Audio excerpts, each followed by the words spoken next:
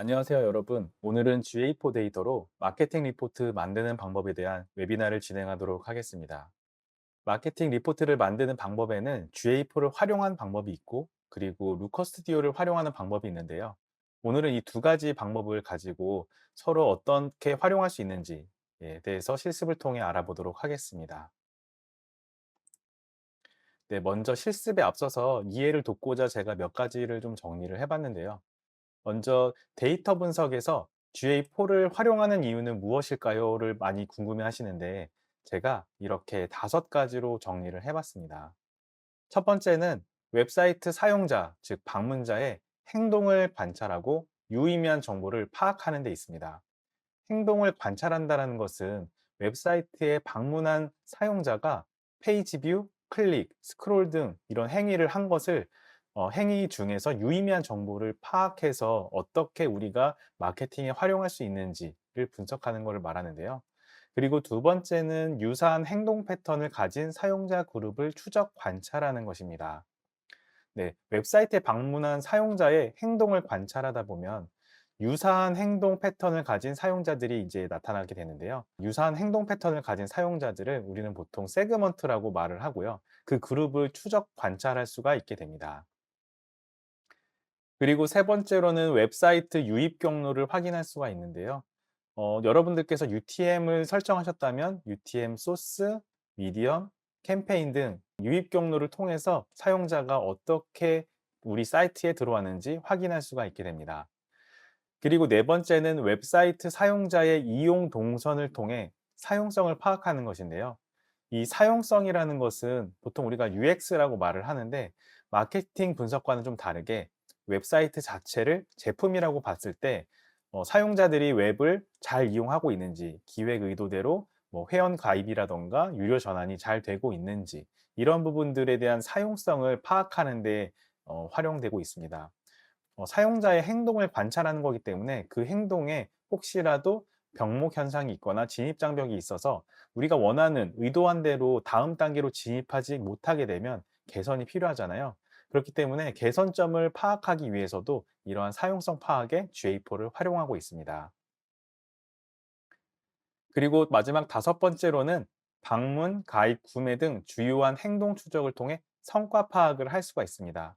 그래서 행동을 관찰했을 때 유의미한 행동 정보를 파악할 수도 있지만 그 행동으로 말미암아 구매가 일어난다든가 가입하는 등 주요한 행동을 추적해서 그것들이 얼마나 우리에게 성과를 가져다 주고 있는지 그것들을 파악할 수가 있습니다.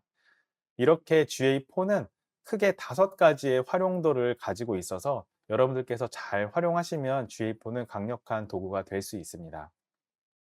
네, GA4는 사용자의 행동 데이터를 간편하게 분석할 수 있는 도구라고 요약할 수 있는데, 네, 이거는 GA4를 다시 한번 설명을 해드리면 특정 기준과 특정 항목으로 정형화된 데이터 구조를 가지고 있고요. 그리고 표준 보고서를 제공하기도 하고, 또 템플릿 형식의 탐색 보고서를 제공하고 있습니다. 그래서 탐색 보고서인 경우에는 우리가 원하는 퍼널 분석이라던가 사용자 경로 분석 이런 것들을 탐색해서 분석할 수 있는 템플릿을 제공하고 있어서 유용하게 사용할 수가 있습니다. 네, 오늘 웨비나에서는 유입 경로 탐색 분석을 활용해서 어떻게 분석을 하는지 이 부분을 실습해 보도록 하겠습니다. 그리고 서치 콘솔, 구글 에즈 등과 같은 구글 제품과 연동이 간편합니다. 그래서 결론적으로 사용자 행동을 기반으로 주요 지표와 트렌드를 빠르게 파악하기 용이한 도구로서 GA4를 활용할 수 있습니다. 그리고 루커 스튜디오는 GA4의 대체제라기보다는 보완제, 상호 보완이 가능한 거라고 보시면 되는데요. 루커 스튜디오는 다양한 데이터 소스를 활용한 시각화 도구입니다. 네, GA4랑 좀 다르죠? GA4는 간편한 분석 도구라고 했는데 루커 스튜디오는 시각화 도구라고 했습니다. 그래서 루커 스튜디오의 경우에는 우리가 원하는 뷰를 만들기 위해서 자유롭고 빠르게 시각화할 수 있는 도구라고 보시면 되고요. 그리고 GA4는 실제로 우리가 정형화된 리포트가 있고 그리고 탐색 분석을 통해 간편하지만 빠르게 분석할 수 있는 도구로 보시면 됩니다. 루커 스튜디오는 GA4, 구글 에즈, 서치 콘솔, 그리고 유튜브 데이터 등 이런 데이터 소스들과 간편하게 연동이 되고요. 그리고 자유로운 시각화를 통해서 리포트나 대시보드 작성에 굉장히 용이합니다. 그리고 시각화 도구 기능은 무료 버전으로도 활용이 가능한데요. 아래 표를 보시면 무료와 유료 버전의 차이점을 좀 비교해 놓은 표가 있습니다. 보시면 시각화를 위한 기능은 모두 무료 버전으로도 사용이 가능하고요. 팀 단위의 사용이 필요한 경우에는 유료 버전을 이용하시면 사용이 가능합니다. 하지만 유료 버전인 경우에는 사용자당 월에 9달러 정도의 비용이 발생합니다. 네, 이러한 차이점이 있지만 무료 버전으로도 충분히 리포트와 대시보드 제작이 가능하기 때문에 대부분의 경우에는 무료 버전을 사용하고 있습니다. 그래서 다시 요약하면 루커 스튜디오는 빠르게 리포트, 대시보드를 만들 수 있는 시각화 도구라고 할 수 있습니다. 그리고 측정 기준과 측정 항목은 굉장히 중요한 개념인데요. 그래서 먼저 제가 좀 설명을 드리겠습니다. GA4나 엑셀 등에서 데이터 보고서의 표를 구성하는 테이블은 우리가 측정 기준, 측정 항목으로 구성되어 있다고 볼 수 있는데요. 이게 무슨 의미인가 하면요. 먼저 GA에서 나타내고 있는 이런 보고서 표를 보시면 왼쪽에는 기준이 되는 그룹이 있습니다. 예를 들면 지금 현재는 세션 기본 채널 그룹이라고 되어 있어서 유입자, 방문자가 오가닉으로 들어왔는지 광고를 통해 들어왔는지 등 그런 채널 정보를 알 수가 있고요. 그 기준에 따라서 측정되는 항목, 즉 지표들이 얼만큼 발생했는지 그 수치들을 볼 수가 있습니다. 그래서 측정 기준, 측정 항목이 굉장히 중요한 개념인데요. 조금 이해가 잘 안 되실 수 있기 때문에 제가 좀 쉬운 예로 엑셀 예를 한번 들어보겠습니다. 네. 우리가 엑셀에서 피벗 테이블을 만들곤 하는데요. 지금 이와 같이 로우 데이터가 있다고 가정하겠습니다. 간단한 로우 데이터인데요. 왼쪽 열은 선호하는 음식입니다. 그래서 보시면 라면, 설렁탕, 순댓국 이 세 가지가 있고요. 그리고 오른쪽 열에는 김치 깍두기처럼 선호하는 반찬이 이렇게 나열되어 있습니다.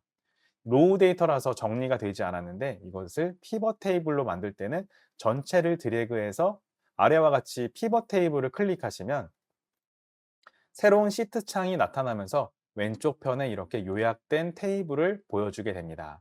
그래서 행 레이블이라고 되어 있는 아래쪽에 보시면 선호 음식인 라면, 설렁탕, 순댓국이 이렇게 정리가 되어 있고요.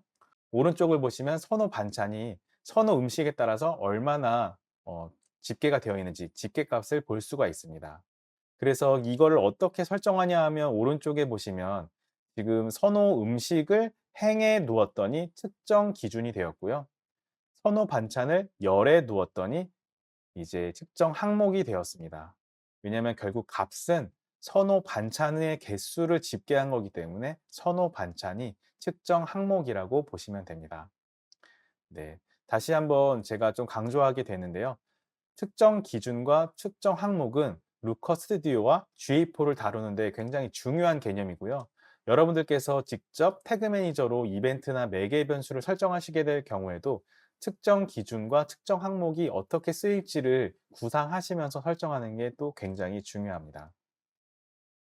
그래서 제가 아래쪽에 좀 요약을 해본 게 있는데요. 데이터 분석은 데이터 수집과 데이터 집계 과정이 시작이자 분석에서 매우 중요하다고 볼 수 있습니다. 네, 그만큼 우리는 당장 데이터 분석 보고서를 쓰고 싶고 분석을 하고 싶은데요. 실제로는 데이터 수집과 집계가 예상한 대로 잘 정의되고 집계가 되고 있는지 이 부분이 굉장히 중요하기 때문에 네, 분석에서는 매우 중요한 요소라고 볼 수 있습니다. 그리고 세 번째로는 GA4를 활용하시면서 혼동하기 쉬운 사용자의 개념에 대해서 한번 짚고 넘어가 보겠는데요. 총 사용자랑 사용자가 이렇게 있습니다. 언뜻 보기에는 굉장히 유사한 개념이라서 다르지 않다라고 생각하실 수 있는데요. 어떤 차이가 있는지 한번 살펴보겠습니다. 먼저 총 사용자는 이렇게 조회 기간 동안 이벤트 발생 기록이 있는 순 사용자라고 했습니다. 네, 여기서 두 가지를 좀 기억을 해주시면 좋을 것 같은데요. 발생 기록이 있는, 즉 이벤트, 뭐 페이지 뷰라던가 클릭 이벤트 등 어떠한 이벤트든 상관없이 이벤트 발생 기록이 있는 사용자이면서 그리고 순 사용자라고 했습니다. 순이라는 표현은 중복을 제거했다라는 뜻이고요. 그래서 동일한 유저인 경우에는 두 번 접속했을 때는 한 번으로 집계되고 있습니다. 그리고 두 번째로는 사용자인데요. 네, 여기서 총 사용자에서 총이 빠진 단순히 사용자라고 되어 있는데 이 의미는 GA4에서 말하는 사용자의 의미는 조회 기간 동안 사이트에 참여한 순 사용자이며 활성 사용자라고도 사용되고 있습니다. 네, 위의 거와 차이점이 어떤 것일까요? 네, 보시면 사이트에 참여한 순 사용자라고 되어 있는데요. 참여한이 어떤 의미인지 아래쪽에서 한번 살펴보겠습니다. 네. 첫 번째로는 참여 세션이 있는 사용자, 그리고 두 번째로는 first visit 이벤트, 즉 첫 방문인 사용자, 그리고 세 번째로는 engagement time millisecond, 즉 참여 시간 매개 변수에 값이 존재하는 사용자. 이 세 가지 중에서 한 가지라도 만족을 하게 되면 이 사용자의 집계가 됩니다. 그러면 이 1번부터 세 번째 조건까지 해당하지 않는 사용자라도 총 사용자에는 집계는 되지만 사용자에는 집계가 되지 않는다는 것을 알 수 있습니다. 이 부분을 그냥 이렇게 보면은 차이점이 없다라고 혼동하기 쉬운데요. 제가 말씀드린 것처럼 총 사용자와 사용자의 차이점이 명확하게 다르다는 부분을 인지해 주시면 되겠습니다.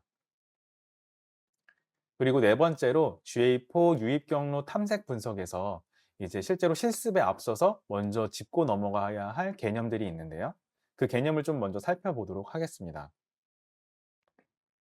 네, 유입 경로 탐색 분석은 주요 이벤트 관점에서 전환율을 확인하는 데 용이합니다. 그래서 사용자 세그먼트 세분화 설정으로 유입 소스, 매체 등으로 구분하고 사이트 내 퍼널 전환율도 확인이 가능한데요. 네, 여기서 유입 경로 유형이라고 되어 있는 게 있는데 실습 화면에서 보시면 좀 더 쉽게 다가올 수 있는데 먼저 개념부터 설명을 좀 드려보겠습니다. 공통적인 요소로는 우리가 퍼널이 총 3단계가 있다고 가정을 하겠습니다. 네, 첫 시작이 세션 스타트, 세션 시작 단계, 그리고 두 번째 단계가 상품 조회, 그리고 세 번째 단계가 구매, 이렇게 세 가지의 단계라고 있을 경우에는 만약에 예를 들어서 세션이 시작됐는데 상품 조회가 없이 바로 구매로 넘어갈 경우에는 3단계는 전환하지 않은 것으로 집계가 된다고 보시면 됩니다. 물론 상품 조회를 건너뛰고 바로 구매로 갈 수는 없겠지만 제가 예를 들어 설명한 거기 때문에 이해를 해 주시면 되겠고요. 중간 단계를 거치지 않고 건너뛰는 경우에는 그 건너뛰어서 전환이 된 구간에는 전환하지 않은 것으로 집계된다라고 보시면 되고요. 그리고 폐쇄형과 개방형 이렇게 두 가지가 있는데요. 폐쇄형은 우리가 설정한 1단계를 필수적으로 발생해야지만 퍼널에 진입한 것으로 집계를 하고 있습니다. 그러면 반대로 개방형은 1단계가 아니고 2단계부터라도 2단계부터 발생하더라도 퍼널에 진입한 것으로 네, 볼 수 있어서 집계가 된다고 보시면 되는데요. 네. 이게 또 뭐 설명을 제가 실제로 실습을 하면서 말씀을 드리는 게 이해하기 쉽기 때문에 이제부터는 실습 화면을 보면서 다시 한번 설명해 드리도록 하겠습니다. 네. GA4의 유입 경로 탐색 분석 보고서 화면인데요. 네, 화면을 좀 키우겠습니다.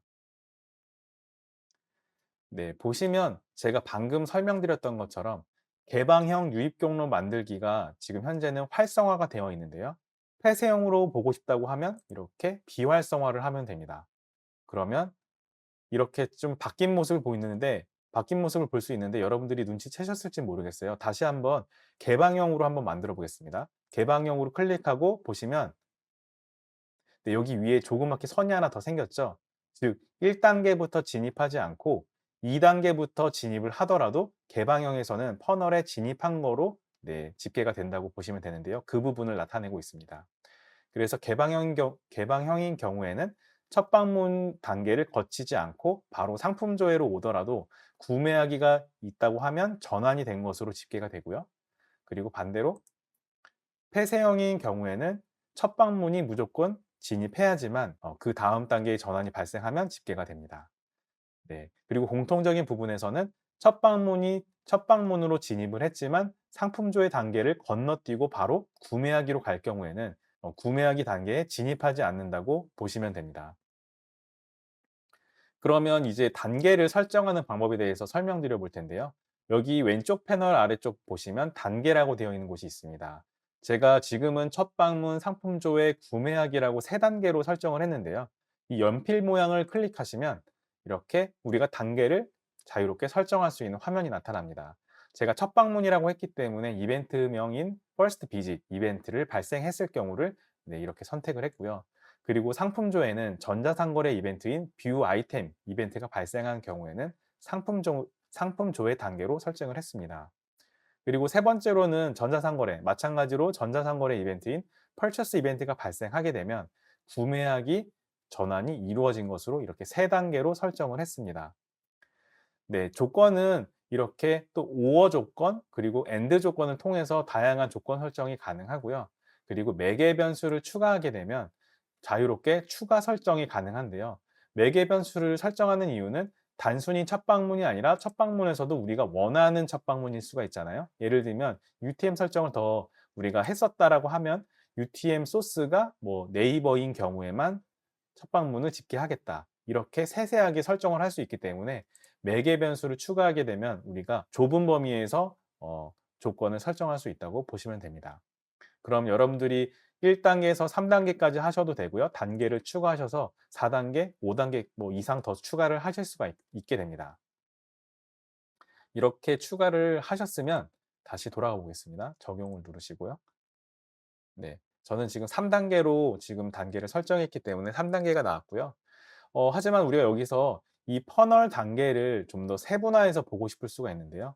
세분화는 제가 설정한 거는 신규 사용자 기본 채널 그룹이라고 되어 있는데, 즉 이 퍼널 단계를 거치는 세분화 과정에서 유입 경로, 유입 채널마다 어떻게 전환율이 다른지를 살펴보기 위해서 제가 세분화를 설정을 했습니다. 세분화는 왼쪽 패널에 보시면 측정 기준이라고 되어 있는데요. 측정 기준에서 플러스 버튼을 눌러서 해당되는 측정 기준을 선택하셔서 가져오기 버튼, 여기 오른쪽 위에 있는 가져오기 버튼을 클릭하셔서 가져오시면 여기 리스트에 나오게 됩니다. 그 리스트를 클릭해서 드래그해서 얹어 놓기만 하면 세분화가 설정이 되고요. 그럼 이렇게 오른쪽 화면에 세분화된 내역으로 각각 지표가 나타나고 전환율이 나타난 것을 보실 수가 있습니다. 그리고 아래쪽에 여기 경과 시간 표시라고 되어 있는데요. 경과 시간 표시를 보시면 지금 체크가 되어 있으면 경과 시간이 이렇게 퍼널 전환에 따른 시간 경과를 볼 수가 있습니다. 물론 이거를 해제를 하게 되면 경과 시간에 대한 내용들은 사라지게 되겠죠. 그래서 보통은 경과 시간을 표시해서 같이 보는 거를 추천드리고요.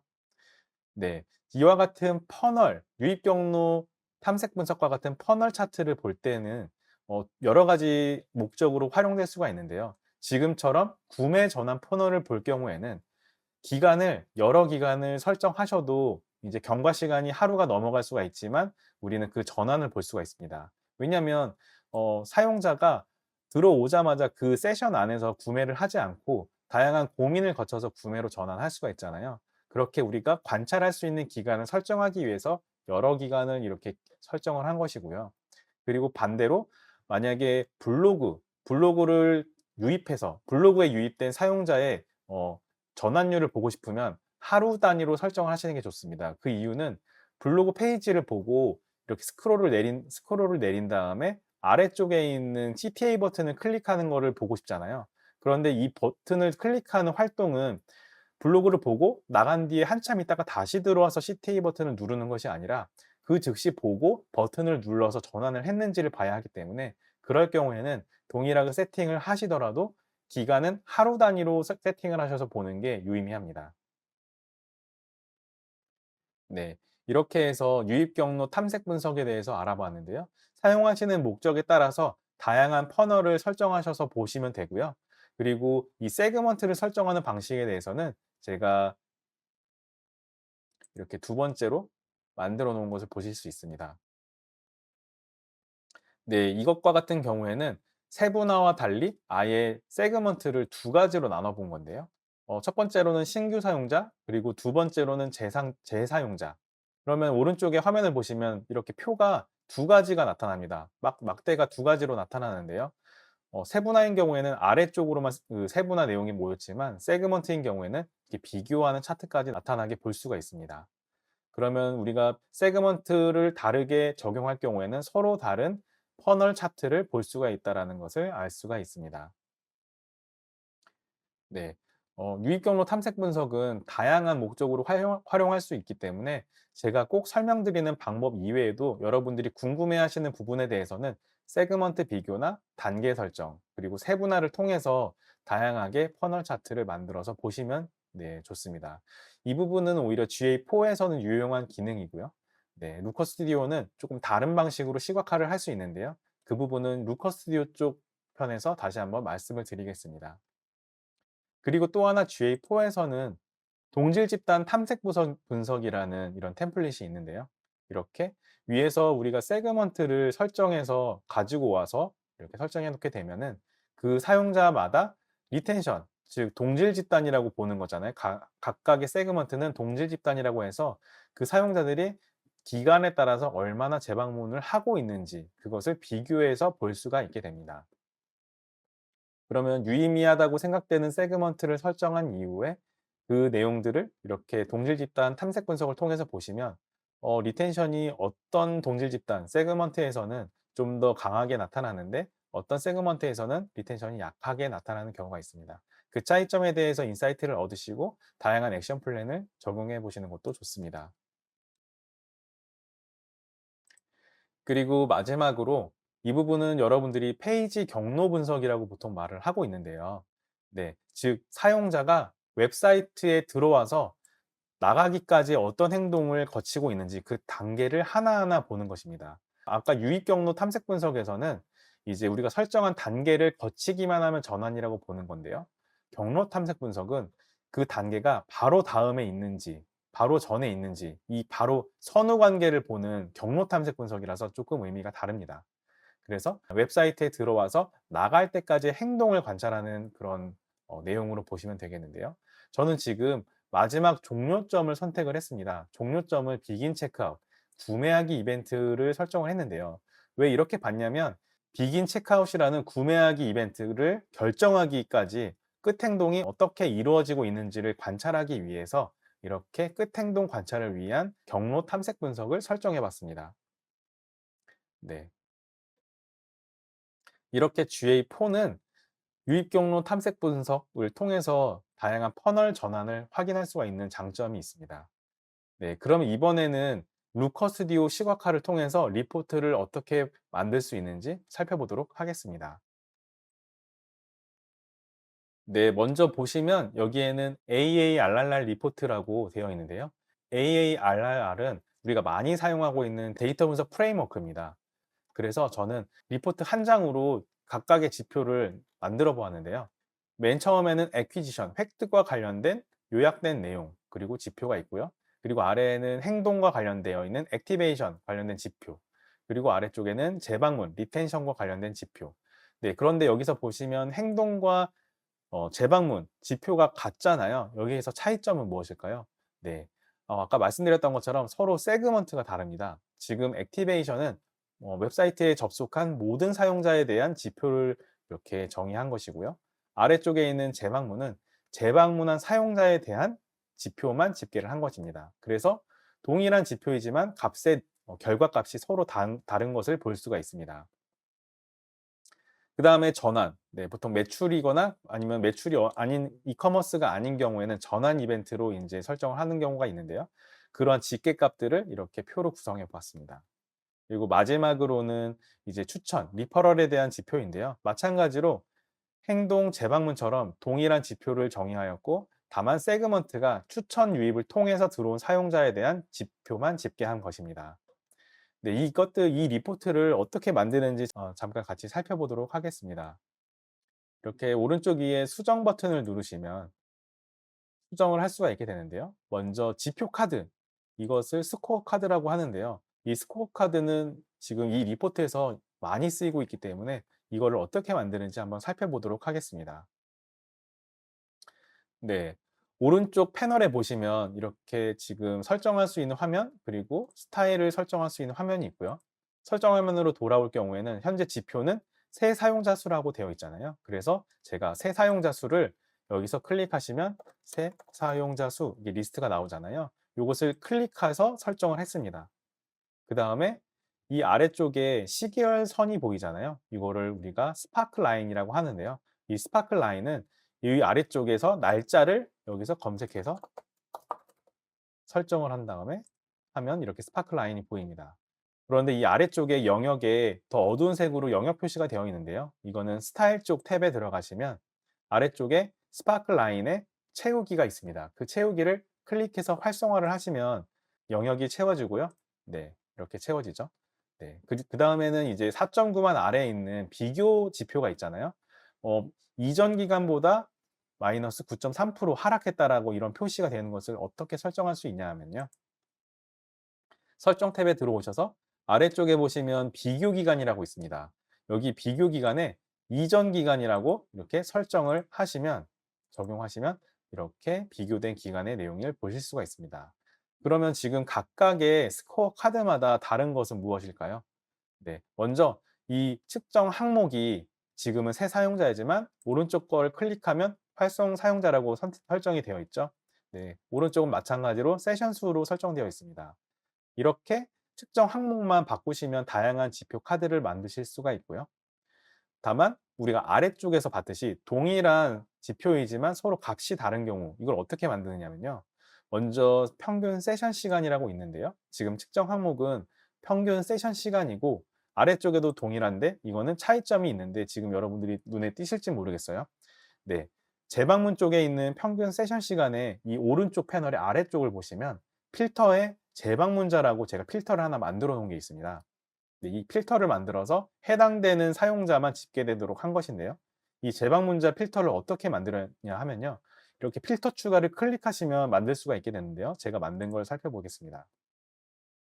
추가 버튼을 누르시면 이런 화면이 나타나는데 저는 재방문자라고 정의를 했고 그다음에 측정 기준에 신규 사용자 슬래시 재사용자라고 되어 있는데 그것을 선택하신 뒤에 그 값 중에서 리터닝이라고 되어 있는 값과 같은 경우에는 포함시켜라 라고 제가 필터를 만들었습니다. 그러면 리터닝 이외의 다른 사용자들은 다 배제가 되고 리터닝만 포함된 사용자가 집계가 되겠죠. 그러면 이렇게 재방문자라고 필터를 만들 수가 있게 되는 것입니다.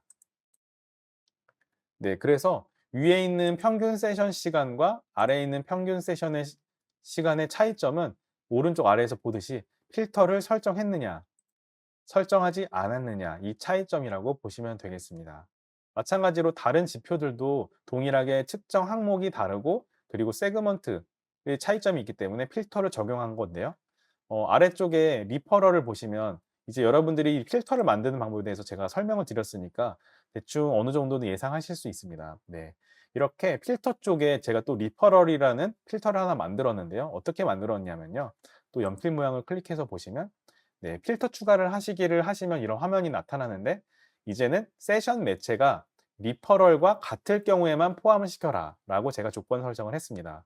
그렇게 한 후에는 이것을 리퍼럴이라는 필터라고 이름을 지었고 이렇게 저장 후에 닫기를 누르면 네, 필터가 설정이 돼서 리퍼럴을 통해 유입된 사용자만 집계가 되는 지표를 만들 수가 있게 됩니다. 네.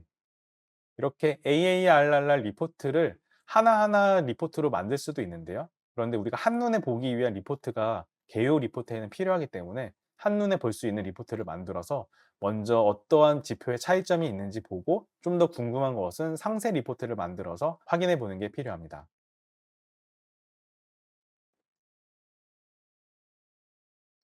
그리고 다음으로는 이렇게 트래픽 획득, 기관별 획득, 방문 페이지, 전자상거래 이 네 가지 리포트를 만든 것을 보실 수가 있게 되는데요.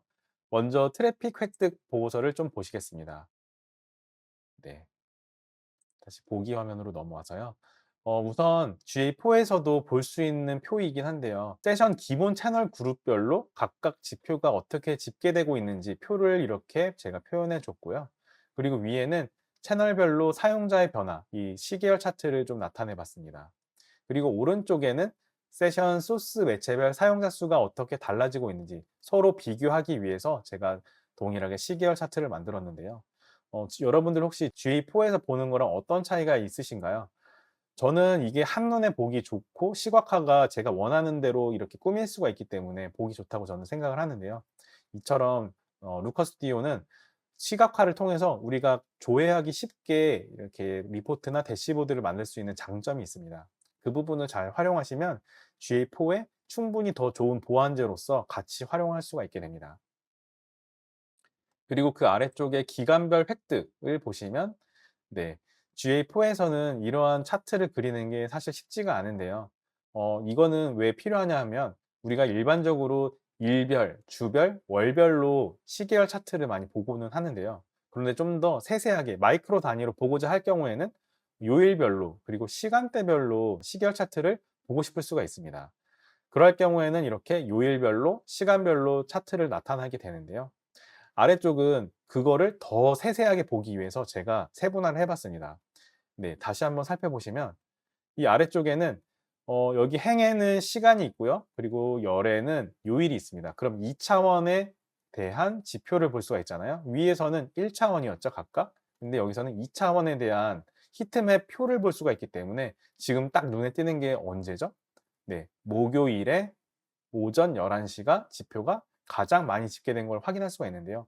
이렇게 2 차원 표를 만들어서 한눈에 지표의 차이를 볼 수가 있고 심지어 히트맵 표를 나타내서 더 시각적으로 눈에 띄게 만들 수가 있습니다. 그리고 오른쪽을 보시면 위에서 시간대별로 시계열 차트를 나타내고 있는데 그것들을 주중과 주말을 분리해서 표현을 할 수가 있게 됩니다. 만약에 여러분들의 비즈니스가 B2C인 경우에는 주중과 주말의 차이가 크지 않을 수가 있어요, 이처럼. 하지만 B2B이거나 다른 경우에는 주중과 주말에 이런 지표가 또 다른 양상을 띠고 있는 경우가 있는데요. 그것들을 분리해서 관찰하기 위해서 이렇게 주중과 주말을 분리한 시계열 차트를 그리는 것도 굉장히 유용합니다. 네, 그러면 여기서 기간별 획득 리포트에서 주요하게 제가 어떻게 만들었는지 한번 살펴보면요. 먼저 위에 수정 버튼을 누르시고 여기 예, 요일별로 이렇게 리스트업이 되어 있는데 클릭해 보시면 오른쪽에 이렇게 제가 측정 기준에 새로운 요일이라고 돼 있어요. 이건 왜 새로운 요일이라고 되어 있냐면 제가 기본적인 측정 기준에 새롭게 편집을 했기 때문에 새로운 요일이라고 제가 이름을 지었는데요. 이거를 어떻게 만들었는지 한번 설명해 드리겠습니다. 제가 새로운 요일 이렇게 만든 게 있죠. 여기 보시면 마우스 오버를 하시면 여기에 FX 네, 버튼을 누르시면 이렇게 제가 새롭게 정의한 내용들을 볼 수가 있는데요. 새 필드 이름을 새로운 요일이라고 해 놓고 그리고 인제 기존 필드 네, 여기서 보면 측정 기준이 요일이라는 측정 기준이 있는데요. 측정 기준을 요일을 선택하시고 제가 원하는 값으로 바꾼 것입니다. 보면은 요일은 이렇게 숫자로 되어 있는데 이 숫자를 제가 1 넘버를 붙이고 각각 요일을 만들었어요. 앞에 요일 앞에 제가 숫자를 붙인 이유는 정렬할 때 용이하게 쓰기 위해서 제가 앞에 숫자를 붙였고요. 그래서 네, 1회 일요일, 2회 월요일 이렇게 순서대로 제가 그룹을 정의한 후에 저장을 하고 완료 버튼을 누르면 네, 이렇게 제가 재정의한 내용으로 요일이 측정 기준에 포함되고 있고요. 정렬을 하기 위해서 오른쪽 패널에 보시면 제가 새로운 요일 측정 기준에 오름차순으로 했더니 이렇게 1, 2, 3, 4, 5, 6, 7로 네, 일목요연하게 정리된 것을 보실 수가 있습니다. 그리고 아래쪽에서 이렇게 2 차원으로 되어 있는 테이블을 만든 걸 보실 수가 있는데요. 이거는 어떻게 만들었냐면요. 여기 표를 클릭하시면은 제가 이제 차트에 보시면 위쪽에 이렇게 테이블이 있는데 여기에 피봇 테이블이라고 있습니다. 그 피봇 테이블을 선택을 하시면 우선 이렇게 두 가지 측정 기준을 선택을 할 수가 있게 되는데요. 저는 행 측정 기준에는 시간을 넣었고요. 열 측정 기준에는 요일을 넣었습니다. 네, 그래서 이렇게 시간과 열로 이제 두 가지 2 차원으로 지표를 만든 것을 이렇게 볼 수가 있습니다. 그리고 어떤 지표가 가장 많이 나타나는지 한눈에 보기 쉽게 하기 위해서 제가 스타일에서 보시면 이렇게 아래쪽에 내리다 보시면 제가 측정 항목 1 번에 이제 있는 그 내용에서 여기에 보면은 히트맵이라고 있습니다. 단순히 숫자로만 하면 이렇게 색은 없이 숫자만 이렇게 나열되는데요. 클릭해서 히트맵으로 하시게 되면 색깔까지 강조가 되는 것을 보실 수가 있습니다. 그래서 우리는 아래로 위에서 올렸다가 내리면서 한눈에 딱 들어왔던 게 목요일 오전 11 시가 가장 지표가 집계가 많이 된 것을 볼 수가 있는데요. 이렇게 히트맵으로 나타내시면 좀 더 시각화에 용이합니다. 그리고 오른쪽에 있는 주중과 주말을 구분한 시계열 차트를 만든 걸 보실 수가 있는데요. 주중을 보시면 여기에서 설정 값에서 아래쪽에 보시면 제가 또 하나 필터를 만든 게 있습니다. 네, 위에는 주중이기 때문에 주중이라는 필터를 만들었고요. 아래쪽에는 주말이기 때문에 주말이라는 필터를 만들었습니다. 그래서 주중을 만드는 것을 먼저 보시면요. 필터에 이제 추가하기를 누르시면 보실 수가 있는데 저는 이미 만들어 놨기 때문에 연필 버튼을 눌러서 보시면 이름은 주중이라고 해 놓고 이제 요일에서 6번, 7번이 토요일, 일요일이거든요. 그것이 같으면 제외하라고 이렇게 선택을 한 겁니다. 그럼 주말이 제외되었기 때문에 주중이라고 볼 수 있죠. 그렇게 해서 주중을 필터로 만든 다음에 저장하고 완료 버튼을 눌러서 만들어서 설정을 했고요. 아래쪽에서 주말이라고 되어 있는 거는 비슷한 개념으로 접근하시면 되는데요. 동일하게 연필 버튼을 누르시고 보시면 토요일과 일요일이 같은데 이것을 포함하여라 라고 제가 이렇게 만들었잖아요. 아까 주중에서는 제외였는데 이번에는 포함이라고 했기 때문에 주말만 해당되는 요일을 가져오게 됩니다. 이렇게 설정하고 저장을 누르시면 이 아래쪽에 있는 시계열 차트는 주말에 대한 시간별 차트를 나타낼 수가 있게 됩니다. 시계열 차트를 세세하게 보는 건 굉장히 중요한데요. 왜냐하면 우리는 이벤트나 프로모션, 웹사이트 내에서 다양하게 발생하는 그런 사용자의 행동들이 시간에 따라서 다르게 보이는 양상이 있습니다. 그거를 좀 더 촘촘하게 보기 위해서는 시계열을 좀 세세하게 뜯어볼 필요가 있는데요. 그래서 시간 단위까지 뜯어보는 게 아니라 시간에 따른 주말과 주중의 구분도 볼 수 있고요.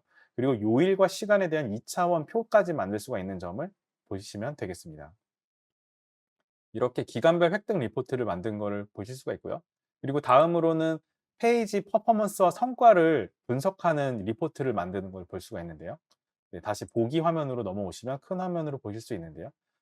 페이지 분석에서 중요한 부분은 우리가 웹사이트에서 가지고 있는 페이지마다 어떠한 퍼포먼스를 나타내고 있는지, 그러면 그 퍼포먼스는 어떤 거를 의미할까요? 보시면 페이지마다 조회수가 나타나고 있고요.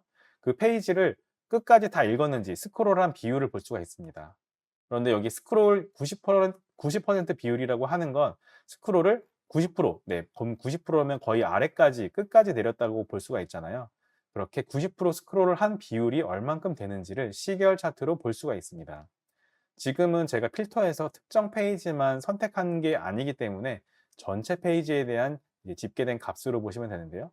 특정 페이지만 보고 싶을 경우에는 이렇게 필터에서 특정 페이지만 선택하시고 이렇게 보시면 됩니다. 그러면 해당 페이지의 퍼포먼스를 시계열로 볼 수가 있게 됩니다. 그리고 이제 제가 필터를 더 만들어 놨는데 유입된 경로, 유입된 경로가 어떤 경로를 통해서 이 페이지에 들어왔는지까지도 필터 설정을 통해서 볼 수가 있고요. 그리고 좀 더 마이크로하게 요일에 따라서 어떻게 이 페이지에 들어왔는지도 볼 수가 있습니다. 다시 돌아와서 이렇게 시계열 차트를 페이지마다 볼 수가 있고요. 그리고 아래쪽에는 페이지의 리스트가 보이는데요. 이제 만약에 이커머스라고 한다고 하면은 페이지에 커머스 페이지 상품 조회 페이지에 들어와서 상품을 조회하고 상품의 상세 내역을 끝까지 봤는지를 보고요. 그 비율이 실제로 사용자 그 페이지를 본 사용자 대비해서 스크롤을 90%까지 내린 사용자가 얼만큼 비중이 있는지를 보실 수가 있습니다. 그리고 해당 페이지에 들어왔다가 참여하지 않고 바로 나간 이탈률까지 볼 수가 있고요. 그리고 그 페이지에 참여한 참여 시간, 즉 이 5가지 지표는 퍼포먼스 지표라고 보시면 되고요. 해당 페이지에 얼마나 참여도가 높은지에 대한 지표라고 보시면 되고요. 그 퍼포먼스에 따른 성과는 오른쪽에 있는 장바구니 추가 지표를 보시면 되겠는데요.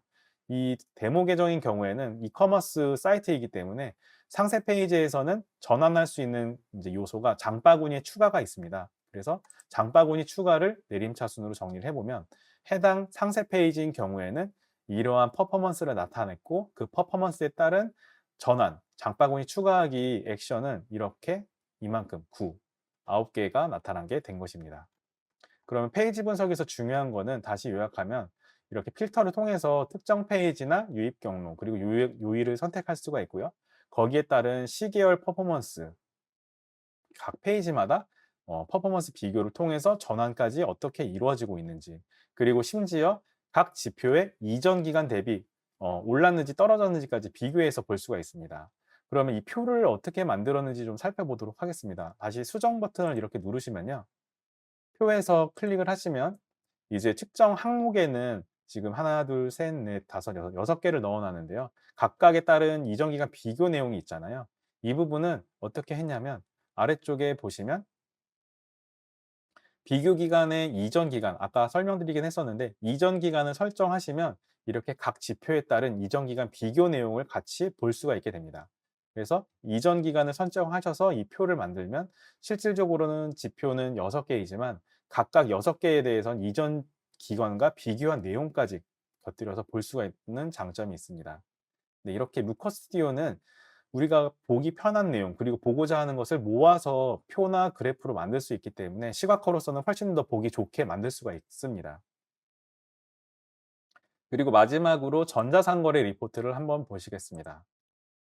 네. 일반적으로 전자상거래 리포트 하면 구매가 얼만큼 이루어졌는지, 구매 금액은 얼마인지 이런 일반적인 내용을 많이 볼 수가 있는데요. 제가 위에서 구성한 예시는 유입 경로에 따른 구매 수, 그리고 유입 경로에 따른 1 인당 구매 금액을 먼저 가볍게 볼 수 있도록 차트를 좀 구성을 해 봤습니다. 그리고 나서 좀 더 세분화된 내용을 보고자 하면 아래쪽의 내용을 보시면 되겠는데요. 구매 전환, 네, 즉 루커 스튜디오에서는 이렇게 전환 차트까지 구성을 할 수가 있게 되고요. 오른쪽에는 이제 세션 소스 매체별로 첫 구매한 비율이 얼만큼 되는지를 구성해 봤습니다. 그리고 왜냐하면 보통 이 마케팅을 하거나 어떤 우리가 행동을 했을 때 구매자를 첫 구매를 유도하는 액션이 되게 중요할 수 있잖아요. 그렇기 때문에 유입된 경로에 따라서 첫 구매자들의 비율이 얼만큼 되는지를 이렇게 제가 구성을 해 봤습니다. 그리고 오른쪽에는 신규 사용자 그리고 재사용자에 따른 구매 비율의 차이를 본 것인데요. 이게 무슨 의미인가 하면 첫 방문을 하자마자 구매하는 경우를 지금 보시면 36.4%인데, 물론 첫 방문에 구매하면 좋겠지만 여러 가지 고민의 시간을 거치기 때문에 재방문을 통해서도 구매를 하게 되는 경우가 있습니다. 다만 이 신규 방문자와 재방문을 통해서 구매한 비율의 차이가 얼만큼 되는지를 관찰할 수가 있게 되는데요. 만약 예를 들어서 우리가 특정 기간에 프로모션이나 이벤트를 진행했을 경우에는 신규 방문자의 구매 비율이 좀 더 높을 수가 있겠죠.